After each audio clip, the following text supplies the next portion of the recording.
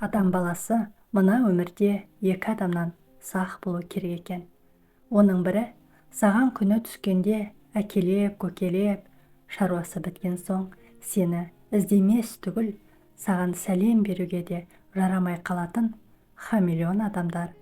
Екіншісі сөзі басқа, істейтін ісі басқа екі жүзді аферистер. Ондай адамдар сенің бетіңе әкем-көкем деп отырады да, ту сыртыңнан пышақ ұрып, ғайбаттап, қара жерге тығып отырады. Ащы болса да шындық, біздің өмірімізде ондай адамдар көптеп кездеседі. Бетіңе күле қарағанның бәрі дос емес демекші, дос пен дұшпанды танудан қателеспей жүрген дұрыс-ау деп есептеймін. Жаныңда 5 жыл жүріп, тани алмаған адамыңды 5 минут ұрыс кезінде анық көресің. Мені ойландыратын нәрсе, кеше алған нанды ертесіне жемейміз. Жаңа піскен жұмсақ нан жейміз. Кешегі нан қатып қалыпты деп қоя саламыз. Адамды адам қадірлемейтін заманда, ең болмаса нанды қадірлейік. Өлетінін біліп өмір сүретін жаратылыс тек адам ғана, және ешқашан өлмейтіндей өмір сүреді. Әркім өз қара басын ойлаған заманда сені түсінетін, сені қолдайтын жанның болуы үлкен нығмет екен ғой. Балаларыңызға дүние емес, білім қалдырыңыз. Кейде төбеге қараймыз деп, төмендегіні ұмытамыз. Жазықты көреміз деп, жанымыздағыны көрмейміз. Ешқашан үндемей қалғаным үшін өкінген емеспін, алайда сөйлеген сөзім үшін талай мәрте өкінгенмін. Өмірде шындықты айтам ба деп жүрсем, өмірдің өзі жалған екен. Өмір бізге кепілдік бермейді, мүмкіндік береді. Мүмкіндіктен, таңдаудан қателеспеңіздер. Ойланып, толғанып шешім шығарыңыздар. Қатеден сабақ алыңыздар. Осы біз кім үшін өмір сүреміз? Өзіміз үшін бе? Ел жұрт үшін бе? Бірдеңе болса, ел жұрт не дейді деп шығамыз. Түннің бір уақытында келсең, келдің бе балам деп күтетін, анаңа жететін адам бар ма? Ойланып қарап отырсаң, қазаққа жау керек емес сияқты. Біз бір-бірімізге жау сияқтымыз, бөлінуге дайынбыз, қолдауға емес, жамандауға, аяқтан тартуға дайынбыз. Табысты болуға емес, құнды болуға ұмтыл. Өмір шешілетін мәселе емес, бастан кешіретін шындық. Адамдар өздеріне байлық пен атақты қалайды. Егер осы екеуіне адал жолмен қол жеткізе алмасаңыз, олардан аулақ жүргеніңіз дұрыс. Адамдардан немесе әртүрлі жағдайлардан қашып құтылуың мүмкін, бірақ өз ойларың мен сезімдеріңнен ешқашан қашып құтыла алмайсың. Адам кедей болып өмірге келеді. Кедей болып өмірден өтпейді. Барлық нәрсе өз қолыңызда, мүмкін емес нәрсе жоқ. Ең бастысы әрекет, ризық Алладан. Біз не ойлайтынымыз, бізбен не болатынын анықтайды. Сондықтан өмірімізді өзгерткіміз келсе, ой санамызды кеңейтуіміз керек. Ақшаң болмаса қыз қарамайтын, жағдайың болмаса туысың да қарамайтын, абыройың болмаса дос қарамайтын, қандай заман болды?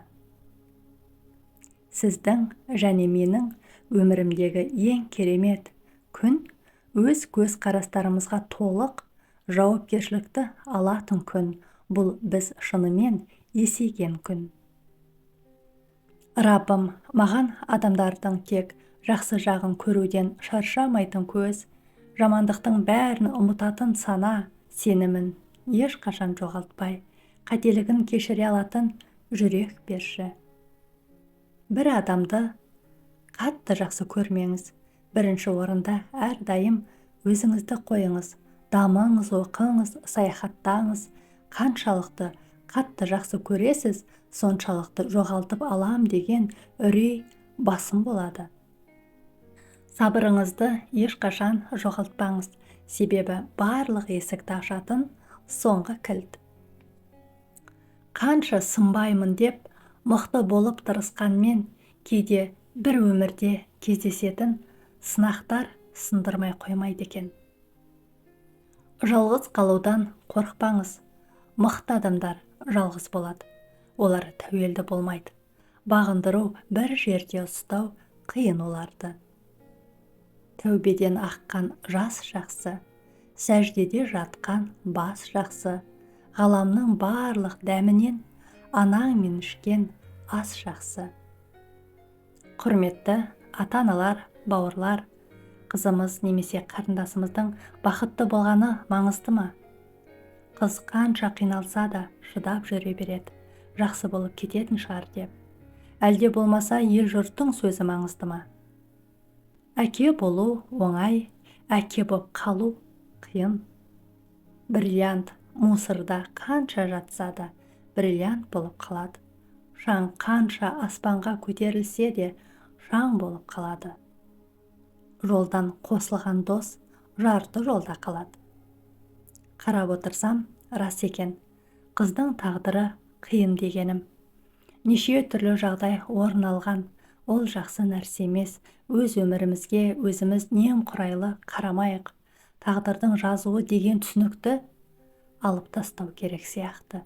Өз өміріміз өз қолыңызда.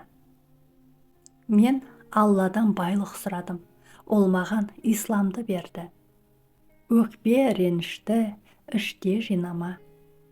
Басыңызға қиын күн туғанда, мына екі нәрсені жасаңыз: дұға, әрекет.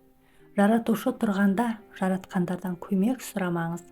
Мүмкін сіздің дұға еткеніңізді қалап қиын күндер жіберген шығар. Менің ойым, ұл балаларыма дүние қалдырмаймын. Қандай жолмен адал ақша табуды үйретіп, барлық нәрсені өзіне алдырар едім. Маңдай термен тапса, барлық нәрсенің қадірін біледі. Қыз балаға барлық жағдай жасап берем. Менің өміріме кіріп те шығып та жатқан адамдар көп. Олардың барлығына бір-ақ шартым бар. Кірерде аяқтарыңызды сүртіңіз. Шығарда есікті жауып, қайта оралмаңыз. Сөз кейде қылыштан өткір, кесіп те түседі. Сөз кейде мақтадан жұмсақ, жаныңа жылы тиеді. Сиқырлы сөзге иланып қаласың. Суық сөз естіп, қиналып қаласың. Ана жақсылығын ауырсаң білерсің, қайын жақсылығын қыдырсаң білерсің. Әйелді қорлаған еркекті өмір өкінішсіз жібермейді. Өйткені әйел өмірдің анасы, ал асыл перзент анасын ешкімге де қорлатпайды. Өйткені әйел киелі халық. Оның киесі өзін қорлаған еркекті бір атпай кетпейді. Қыздың ар намысын ер азамат қорғау парыз. Өзінің анасын ана, өзінің қарындасын қарындас көріп, басқаның анасын апа, қарындасын әншейін ұрғашы санайтын санасыз бөріктілер бар. Кейбір адамдармен бірге уақыт өтпейді, ал кейбір адамдармен бірге уақыт жетпейді. Арлы жігіттің киімі нашар болса да, кеудесі алтын болады. Ер адамның өмірінде бір-ақ әйел болады, қалғандары сол әйелдің көлеңкесі. Адамның жүрегі де құмыра ғой, ішіне дін кірмесе, жын кіреді. Еркекке жүрек керек, әйелге тірек керек. Өмірінде бір рет сатқындық жасаған адам, екінші рет оны міндетті түрде қайталайды. Әйел адамдар ешқашан құпия ұстауды білмейді. Бірақ олар жүрегінде ұстаған затты өлсе де айтпайды. Қабырға ылғалдан тозады. Адам сағыныштан күйрейді.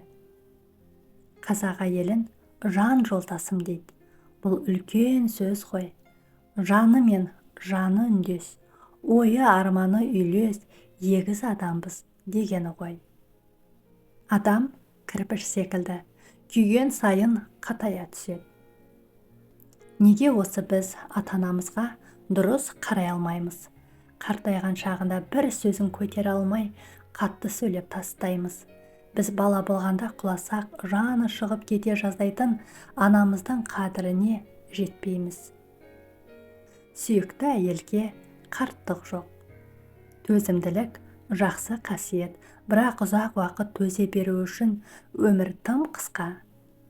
Дана сол, егер өзге әйелі алдында соқыр бола алса, жат байлығына жету жолында ақсақ бола алса, жақынын жамандап жатқанда саңырау бола алса. Нағыз достар жұлдыздар сияқты қараңғы түскенде пайда болады. Құрметті көрермен, ана тіліміздегі арнаны қолдай отырыңыздар. Қарағандарыңыз үшін көп рахмет, аман сау болыңыздар.